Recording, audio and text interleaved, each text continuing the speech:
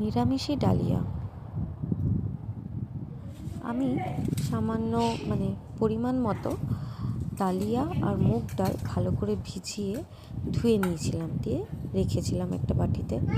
তার সাথে ফুলকপি, আলু, বিনস, গাজর, মটরশুঁটি, সয়াবিন, তাছাড়া টমেটো, লঙ্কা, তেজপাতা এবং জিরে গুঁড়ো এই সমস্ত মশলার জন্য নিয়েছিলাম, এবং আদাও নিয়েছিলাম যাতে ওইটা গ্রেট করে দেবো।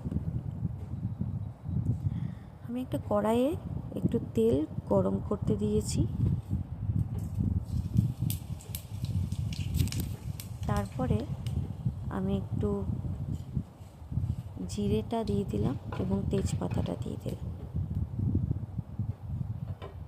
তারপরে কেটে রাখা সেই সবজিগুলো আস্তে আস্তে ভালো করে নাড়লাম। ওই গরম তেলের মধ্যে দিয়ে ভালো করে আমাদেরকে মিক্স করতে হবে। তো ভালো করে মিক্স করার পরে আমি ওই বিনসগুলো আস্তে আস্তে দিলাম এবং ওইটাও আস্তে আস্তে ভাজতে লাগলাম।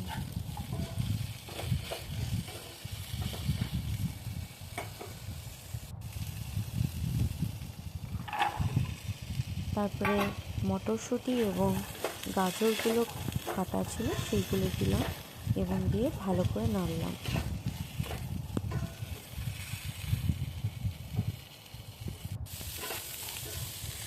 আমাদেরকে ভালো করে মিক্স করতে হবে এবং ভালো করে, খুব কড়াভাবে নয় কিন্তু লাইটভাবেই ভাজতে হবে সবজিগুলো।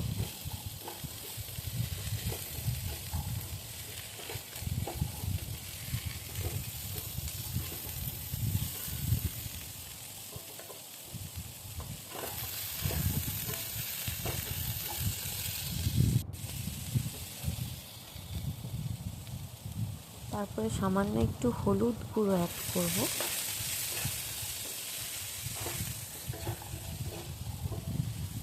অ্যাড করবার পরে আবার ভালো করে মিশিয়ে নেব।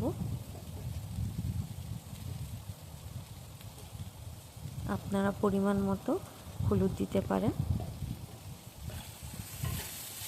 প্রথমেই বেশিটা অ্যাড করবেন না, একটু একটু করে দেবেন, নাহলে হলুদের একটা গন্ধ ছাড়বে লাস্টে। সেই হলুদের গন্ধটা যাতে না ছাড়ে আমি বারে বারে যতটা পরিমাণ দরকার ততটা পরিমাণের হলুদ অ্যাড করেছি। তারপরে কিছুটা আদা বাটা আমি রেখেছিলাম, আদা বাটা আমি দিয়ে দিয়েছি। আদা বাটা দেওয়ার পরে ভালো করে ওইটাকে মিক্স করলাম।